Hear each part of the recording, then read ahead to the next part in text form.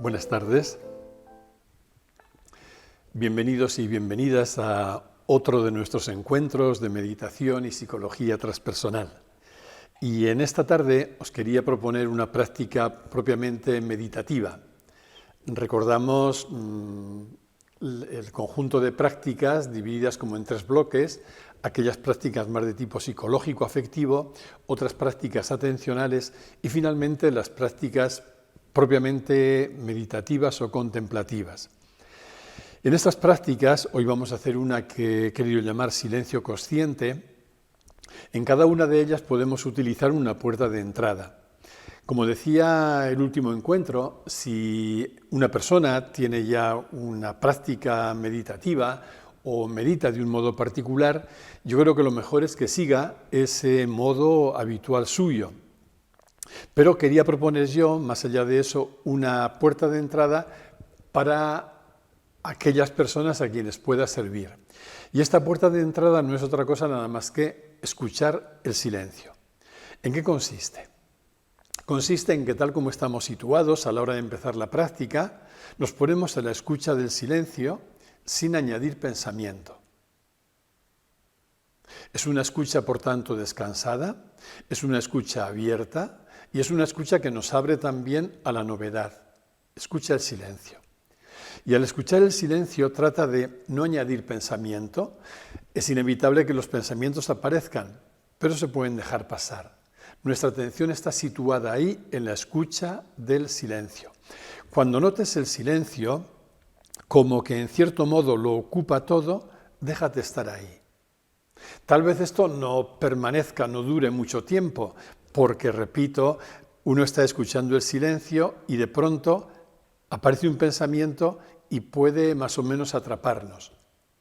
Pero dure lo que dure esa escucha del silencio, cuando aparezca, cuando ocupe todo, permanece en él, en esa escucha. Por tanto, no caigas nunca en la trampa de querer llenar ese silencio, porque puede ser más o menos molesto de entrada, tampoco en la trampa de querer dirigirlo o de querer atraparlo, sencillamente escúchalo, permanece ahí. Y recuerda, se trata solo de estar en ese silencio que estamos escuchando y permanecer en él. En la medida en que permanecemos en ese silencio y nos permitimos saborearlo, nos permitimos escucharlo, algo nuevo va a empezar a ocurrir también en nosotros, porque de pronto, en la medida en que nuestra atención se estabiliza en el silencio, notaremos como que el silencio se expande, va ocupando más lugar, nos toma por completo, hasta que venimos a descubrir que nosotros mismos somos ese silencio consciente que andamos buscando. Es indudable que cuando una persona empieza en esta práctica meditativa, le parezca que ese silencio, en el que no trata de introducir ningún pensamiento, sabe a nada, a vacío, incluso le puede resultar en cierto modo decepcionante o frustrante, porque no encuentra nada ahí. Pero esto es así únicamente para la mente. Para la mente el silencio, porque en ese silencio ella pierde todo protagonismo, el silencio para ella parece nada y parece vacío. Sin embargo, cuando lo seguimos experimentando y cuando vamos permaneciendo en él sin forzar nada, quizá al principio es suficiente con unos minutos breves para una persona que empieza, pero cuando se nos regala apenas saborear el silencio, empiezas a percibir que ese silencio no tiene nada de vacío, no tiene nada de nada, valga la redundancia, sino que ese silencio es plenitud. Y entonces la práctica meditativa consiste sencillamente en permanecer ahí, en ese silencio, sin querer llenarlo, repito, sin querer atraparlo, sin querer dirigirlo, es solo permanecer en el silencio. Permanecer en el silencio consciente hasta reconocernos en él. Más allá de todo lo que es nuestro movimiento mental, más allá de lo que es la actividad mental, que en otro tiempo será totalmente legítima y necesaria, más allá de todos los contenidos también emocionales que aparecen en nuestro campo de conciencia, cuando escuchamos el silencio somos conducidos o introducidos más allá de ese silencio, entre comillas, puramente material, y percibimos el silencio como un estado de ser, como un estado de consciencia en el que nos reconocemos. No somos el movimiento mental, no somos la actividad mental de la que también tenemos necesidad, no somos tampoco el movimiento emocional, somos más allá de todo eso, silencio consciente. Meditar, por tanto, visto desde esta perspectiva, no es otra cosa nada más que saborear ese silencio hasta reconocernos en él. Por tanto, esta práctica que vamos a iniciar enseguida y a la que vamos a dedicar 20 minutos, es muy simple. Consiste sencillamente para la persona que le ayude en empezar escuchando el silencio.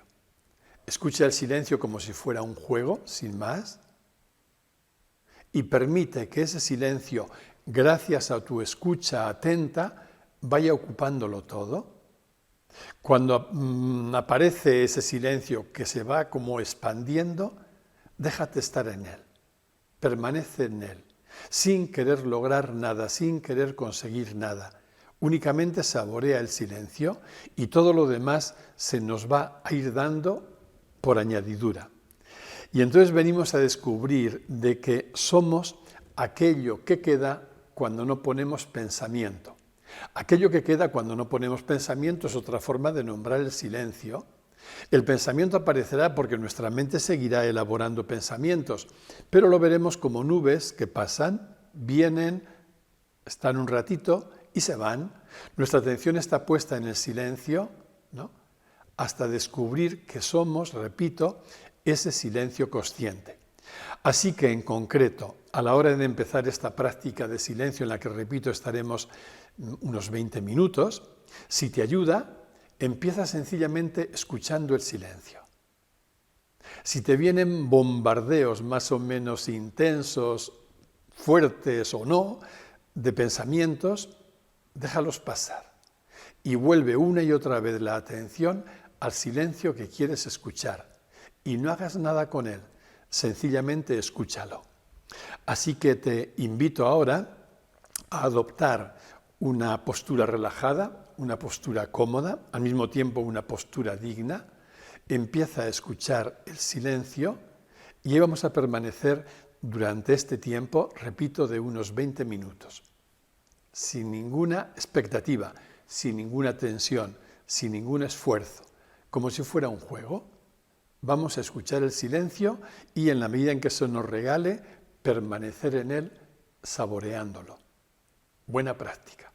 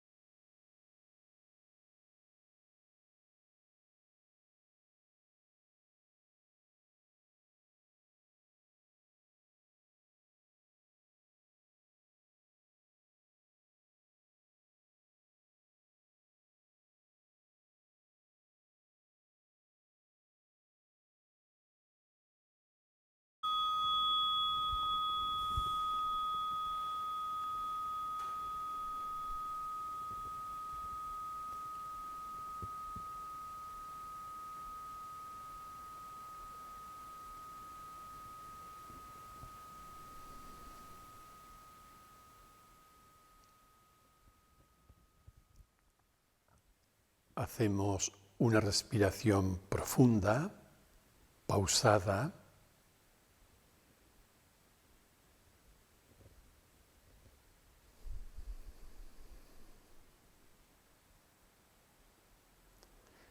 para poco a poco ir abriendo los ojos,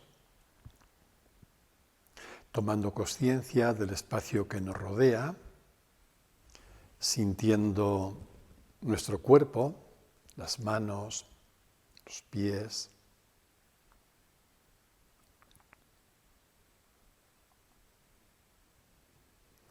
Y sin abandonar ese estado al que el silencio nos ha podido conducir, continuamos ahora con nuestro tema de hoy.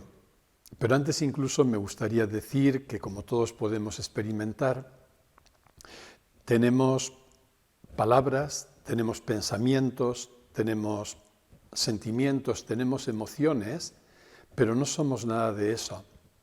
Más allá de todo eso, somos el silencio de donde brota todo lo demás.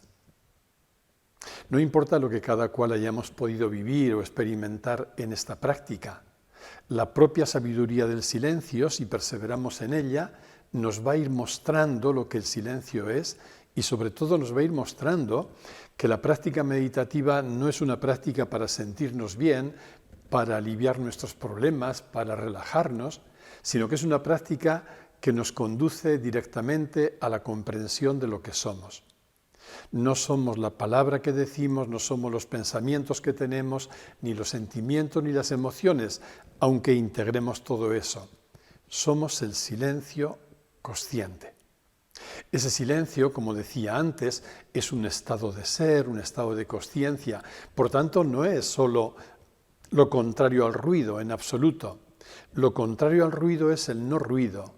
El silencio del que hablamos es sinónimo de presencia consciente, vida, plenitud.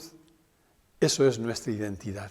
Y a eso, como digo, nos conduce no lo que podamos pensar sobre ello, no nuestra mente, sino la práctica de la propia experiencia del silencio, la práctica meditativa. Bien, os quería dejar, como siempre, la referencia en la página del libro donde está la guía de esta práctica, escuchar el silencio para descubrir que somos silencio consciente. Y os quería proponer ya pasar al tema que nos ocupa esta tarde. Estamos en el tema número 10, que tiene que ver con las dificultades y medios en cada momento de la práctica meditativa.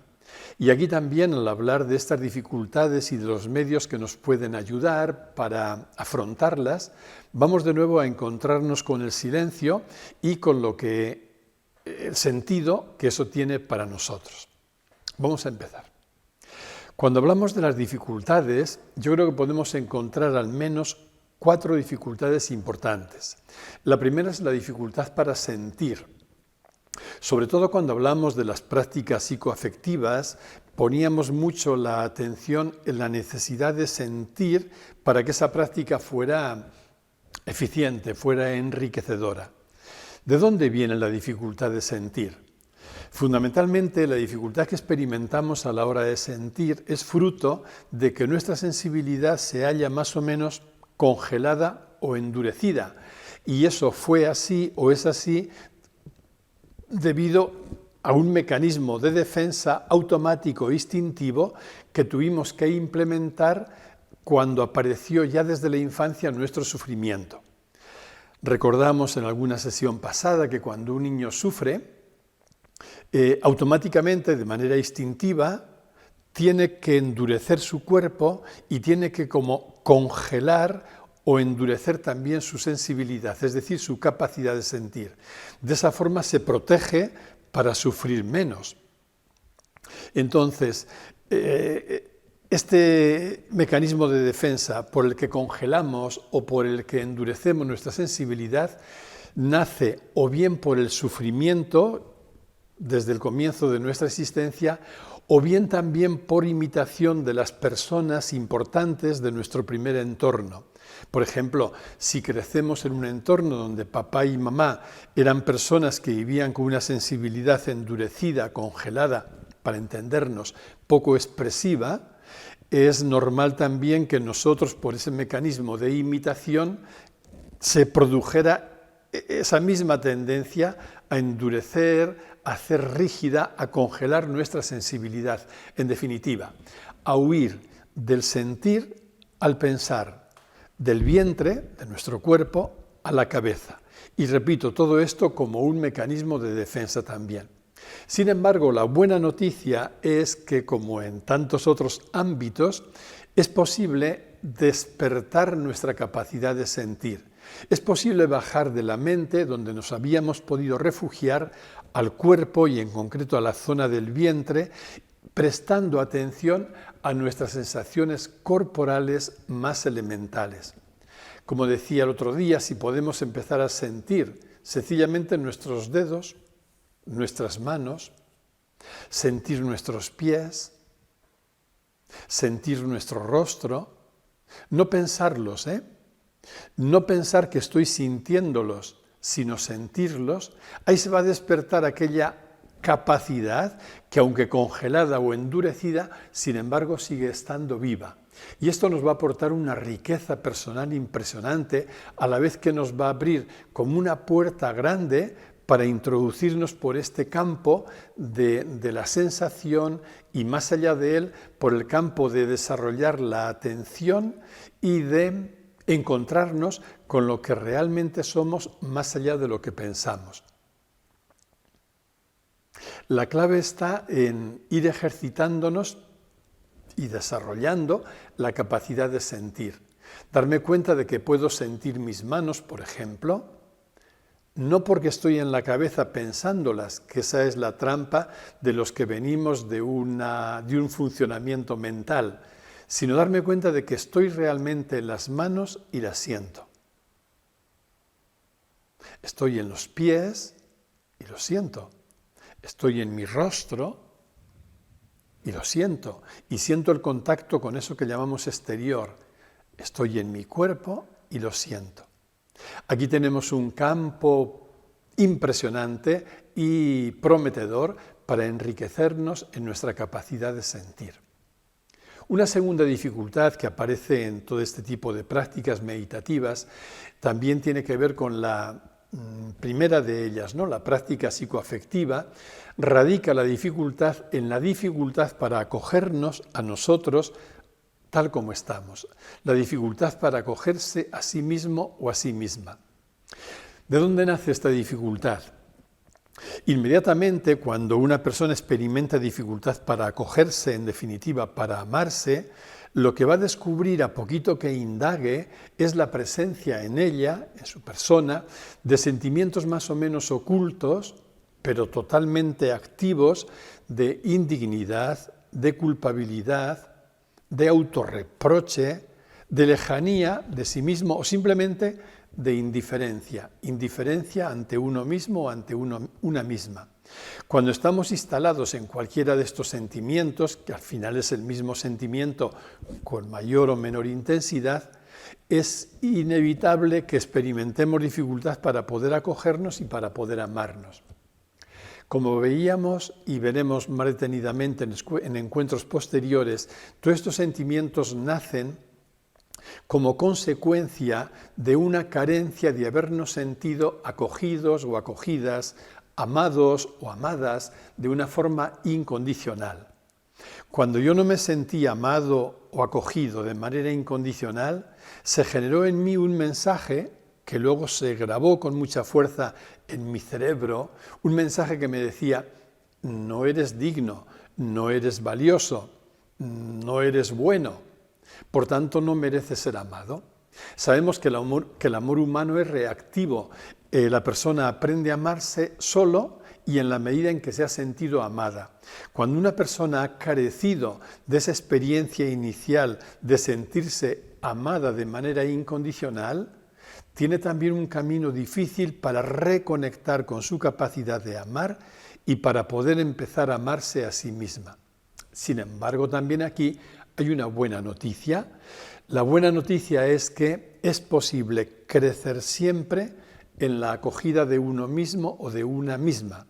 Para esto necesitaremos empezar aceptando estar donde estamos, no para evidentemente conformarnos o resignarnos a ello, sino para encontrarnos con nuestra verdad, la verdad de lo que es nuestro momento en este campo afectivo, en este campo del amor hacia uno mismo, hacia una misma.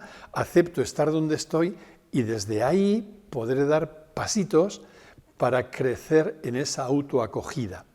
Y entre los pasos o los pasos que voy a ir dando, hay dos herramientas que pueden ser muy prácticas. Una, favorecer el diálogo interno conmigo.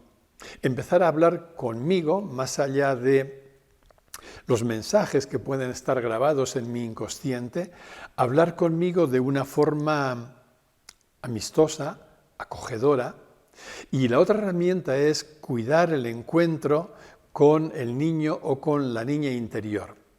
Si venimos de un pasado en el que no tuvimos una experiencia clara, segura, de sentirnos amados o amadas de manera incondicional, ahí quedó un niño o una niña al que le pesa y le hace sufrir aquella carencia. Se trata, por tanto, como veíamos también en un encuentro anterior, de vivir el encuentro con aquel niño y aquella niña y ofrecerle el amor, la acogida, la seguridad y la confianza de la que en su momento careció. Cuando vamos practicando todo esto, es probable que demos pasos eficaces y notables en este camino de acogernos tal como somos, de amarnos tal como somos, que como recordábamos también en otra ocasión, constituye el gran fundamento o cimiento sobre el que construir una relación armoniosa, unificada o integrada con nosotros mismos. Si además de estas herramientas de cultivar el diálogo interno con nosotros, de vivir el encuentro con el niño o la niña interior, podemos también vivir la experiencia de sentirnos amados por alguna persona en el presente, ahí tenemos otra puerta de entrada fabulosa. Consiste en dejarme amar, en reconocer el hecho de que soy amado y dejármelo sentir. Darme tiempo para sentir la realidad de que soy amado o amada por alguien y dejarme sentir hasta que en mi interior empiece a reconocer esa sensación de ser amado. Porque probablemente a partir de identificar, de reconocer, de dejarme sentir y de saborear esta realidad de ser amado o de ser amada, algo nuevo se abra camino en mí y vaya ocupando cada vez como mayor espacio. Puedo ser amado, puedo ser amada, soy amado, soy amada. Tal como yo lo veo y tal como lo he experimentado también, me parece que eso constituye un factor impresionante que nos puede ayudar a modificar de manera radical imágenes y mensajes archivados desde muy antiguo que trabajan en la dirección contraria, en esa dirección de tú no vales, tú no eres digno, tú no puedes ser amado o puedes ser amada. Así que aquí tenemos también una buena noticia en el sentido de que podemos avanzar mucho en la capacidad de acogernos y de amarnos. Hay una tercera dificultad que experimentamos con frecuencia, sobre todo cuando iniciamos este camino, iba a llamar espiritual en el sentido más noble y profundo de la palabra, este camino de la práctica meditativa como camino de reencuentro con nosotros mismos en profundidad, como camino en definitiva para volver a casa. Me refiero a esta dificultad para acallar la mente. Cuando una persona siente una motivación, aunque incluso no sepa de dónde le viene, pero siente un impulso, un anhelo a entrar por esta vía del silencio, que implica de entrada el aprendizaje de acallar o de silenciar la mente, porque algo le hace intuir o porque ya ha vislumbrado que la verdad se encuentra más allá de la mente, Lo primero que experimenta, cuando empieza por este camino es la dificultad para callarla. Estamos tan acostumbrados a vivir identificados con la mente. Estamos tan acostumbrados a estar metidos en la jaula del pensamiento incesante que cuando queremos acallar todo ese lío, todo ese tumulto de pensamientos, es normal que encontremos una dificultad grande.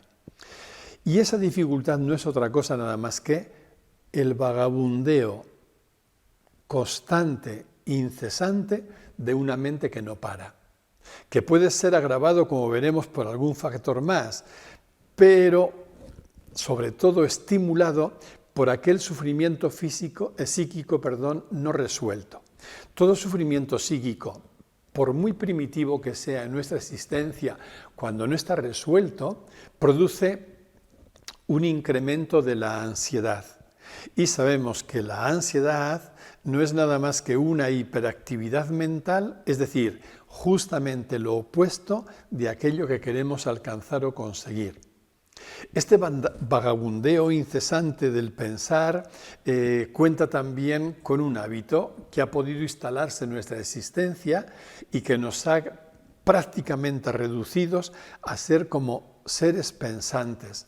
Estamos siempre cavilando, dando vueltas, rumiando, y esta inercia, en el modo mental de funcionar, puede tener tanta fuerza que, como cualquier inercia, cuando queremos iniciar un camino en una dirección diferente, hace esta fuerza de la inercia que volvamos al camino trillado.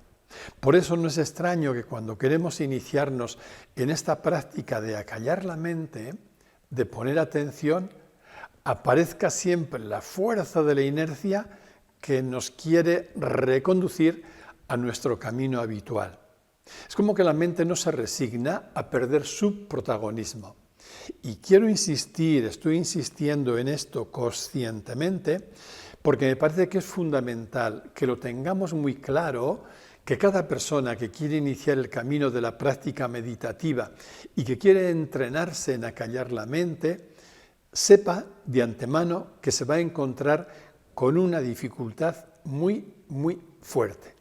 La dificultad que proviene, repito, de la inercia, consecuencia de haber estado toda nuestra vida metidos, identificados con la mente, pero metidos en ese vagabundeo mental en el que nos parecía que no podíamos estar sino pensando. Cuando queremos empezar a dar algún pasito que nos saque de ahí, la fuerza centrípeta de la inercia nos va a querer reconducir de nuevo al camino de siempre. Como decía, toda esta hiperactividad mental, por un lado, es un mecanismo de defensa. ¿Por qué? Porque cuando el niño, la niña, sufre, el sentir se le vuelve muy problemático, porque asocia en su cabecita con razón que sentir es sinónimo de sufrir. Entonces, si quiere evitar el sufrimiento, como digo, de manera instintiva, ¿qué es lo primero que va a hacer? Negarse a sentir. Fijaos que esto conecta con aquello de lo que hablaba al principio, de una sensibilidad endurecida, congelada. ¿Qué es una sensibilidad congelada o endurecida? Una sensibilidad que no quiere sentir, porque como para su cerebro de esta persona sentir equivale a sufrir, se niega a sentir. ¿Y qué herramienta tiene la persona cuando quiere negarse a sentir? Solo una: estimular a tope el pensar. Entonces, la actividad mental, el modo mental de funcionar en el que muchos de nosotros, yo el primero, nos hemos podido instalar desde la infancia a la juventud y hasta donde hemos podido y todavía coletea ahí, no es nada más que una forma de huir del sentimiento, porque en realidad queríamos huir del sufrimiento y nos instalamos en la mente. No solo en la mente como un lugar de refugio, sino en la hiperactividad mental. Aquí hay una relación que me parece inequívoca. Cuanta mayor es nuestra hiperactividad mental, mayor ha sido nuestro sufrimiento psíquico. Por tanto, Si tenemos un modo de funcionar mental muy exacerbado, muy exagerado, eso lo que está diciendo no es nada más que se trata de un síntoma que manifiesta un sufrimiento psíquico no resuelto. De hecho, en la medida en que podemos ir afrontando nuestro sufrimiento, en la medida en que vamos elaborando toda aquella historia de sufrimiento en nuestro pasado, notaremos que nos vamos pacificando, que nuestra ansiedad disminuye y que nuestra hiperactividad mental también disminuye en la misma medida. Porque en definitiva la hiperactividad mental no es nada más que otro nombre de la ansiedad y una y otra son solo síntomas de otra cosa. Por tanto, si queremos afrontar este tema de la dificultad para acallar nuestra mente, yo diría de entrada que el problema no está en la mente.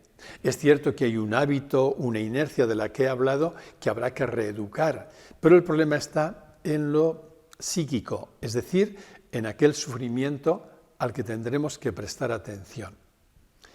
Y hay una cuarta dificultad con la que nos encontramos en la práctica meditativa y más en general en el camino espiritual. Esta dificultad tiene que ver con las resistencias que oponemos al silencio. Claro, si meditar significa acallar la mente, encontrarnos con el silencio tal como hemos querido hacer en la práctica al inicio de este encuentro, cuando noto muchas resistencias para ello, me puedo sentir frustrado, decepcionado y fácilmente abandonarlo. Pero con todo ello estoy privándome de la riqueza que el silencio aporta y todavía más, me estoy privando del camino que me conduce a la comprensión de lo que soy y a saborear lo que realmente soy. Es decir, estoy bloqueando nada menos que el acceso a casa, casa como metáfora de lo que realmente somos, de nuestra propia identidad. ¿De dónde vienen estas resistencias al silencio? Apunto ahí, son fruto, aparte de la historia concreta de cada cual, de la propia naturaleza de la mente, del modo como nuestra mente funciona, de las características de nuestra mente.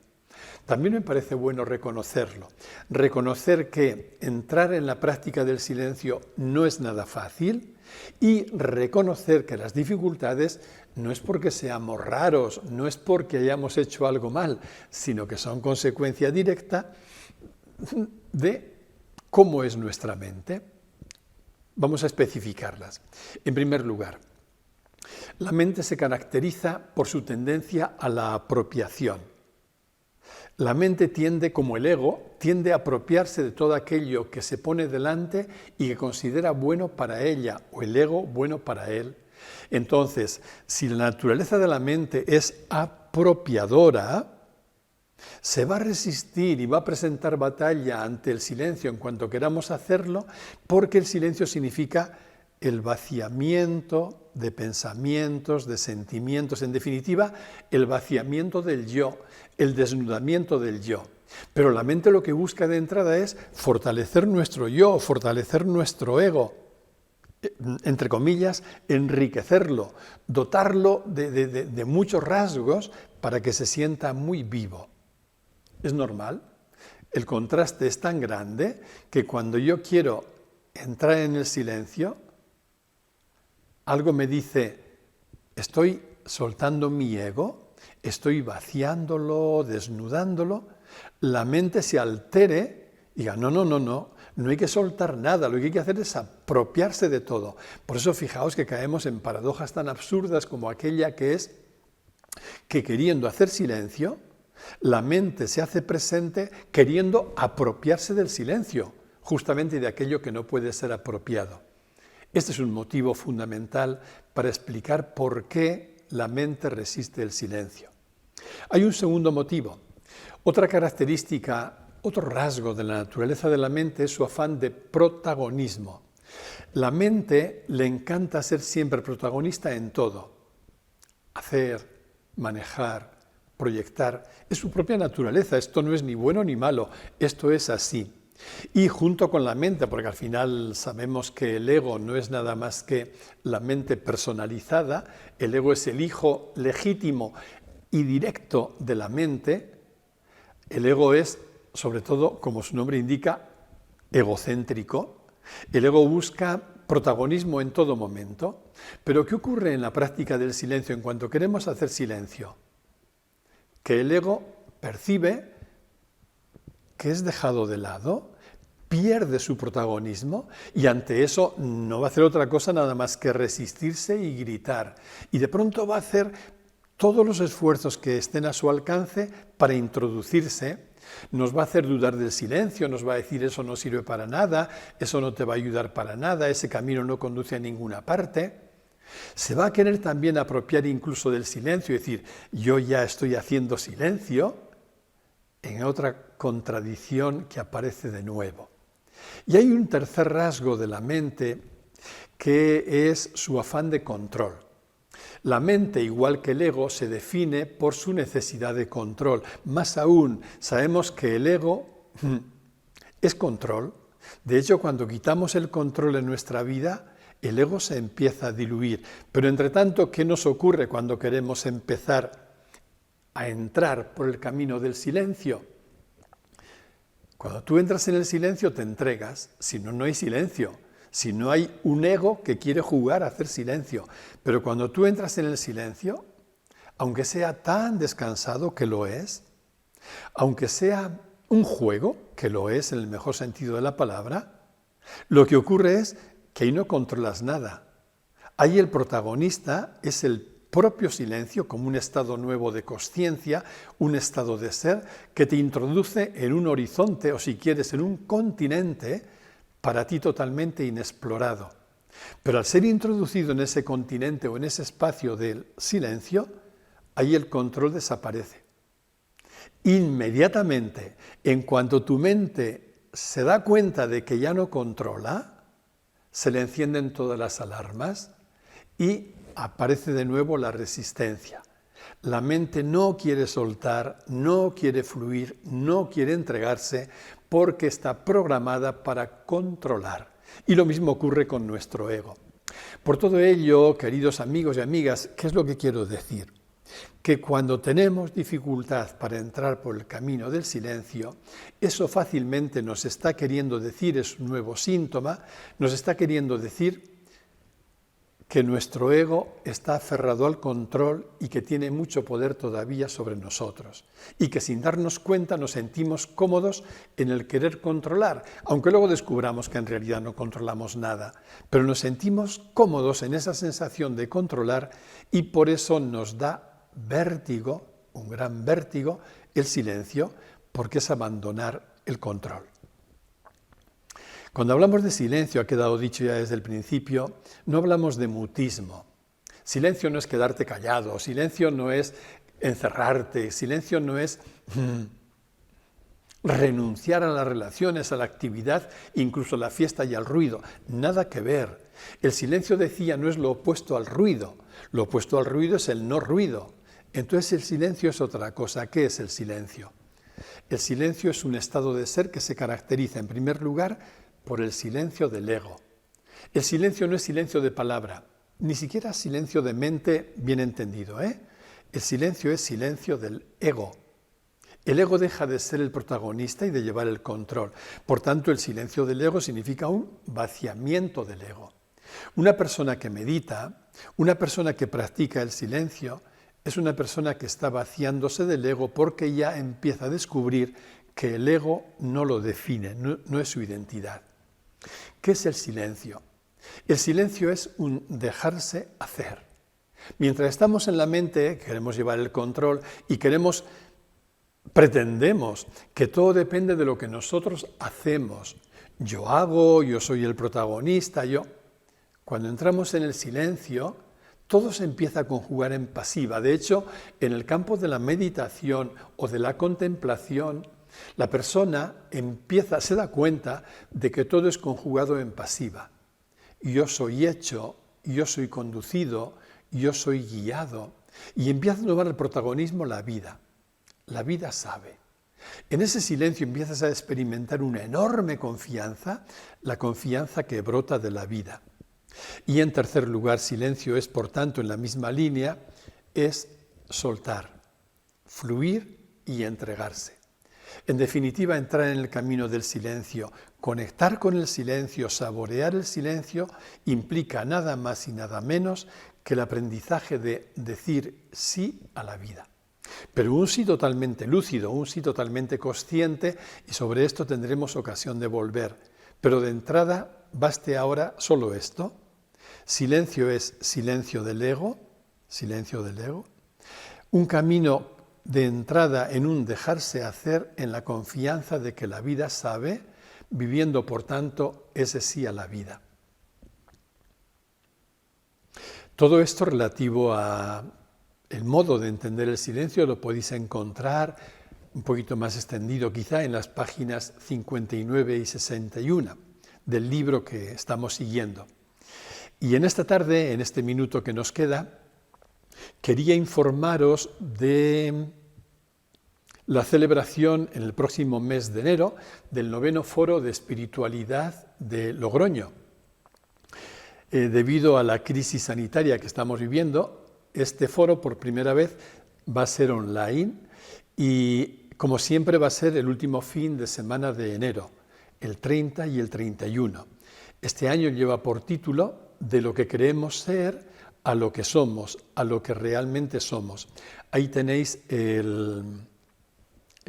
la carátula, ¿no?, del folleto, del díptico que lo anuncia, pero podéis encontrar toda la información y también inscribiros en esta página web de www.universidadpopular.es. Es la Universidad Popular de Logroño. Notaréis que apenas entráis en esa página, en la página de inicio de universidadpopular.es, aparece ya la información relativa al foro y en él encontraréis un recuadro que pone para apuntarse. Haciendo clic ahí en ese recuadro, ya todo lo demás es muy sencillo y ya lo adjudican. Sí que me dicen los organizadores que este año, debido precisamente a estas características del foro y por esta crisis que estamos viviendo, ellos van a dar como un enlace para que la persona que se inscriba no solo pueda seguirlo en directo los días 30 y 31, además este año le han dado un poquito más de extensión, hay algún ponente más en un tema que me parece importante. No solo digo, estas personas que se inscriban van a poder seguirlo en directo, sino que durante un mes, gracias a ese enlace, podrán volver a escuchar o escuchar por primera vez todas las ponencias y participaciones. Habrá también preguntas dirigidas a los ponentes de ese foro. Lo que no van a hacer, lógicamente, por las propias condiciones del mismo, de la celebración, es subirlo a Internet de una forma abierta, ¿no? Porque quieren también como garantizar todo lo que es las entradas del foro para poder luego financiar todos los gastos que ello conlleva. En esa página pues tenéis toda la información referente al mismo. Y nada más, hasta aquí hemos llegado esta tarde. Os deseo una buena semana y os invito a escuchar en vuestro interior, a escuchar en nuestro interior el anhelo de silencio que no tengo duda nos habita a todos y a todas. Muy buenas tardes y muy buena semana.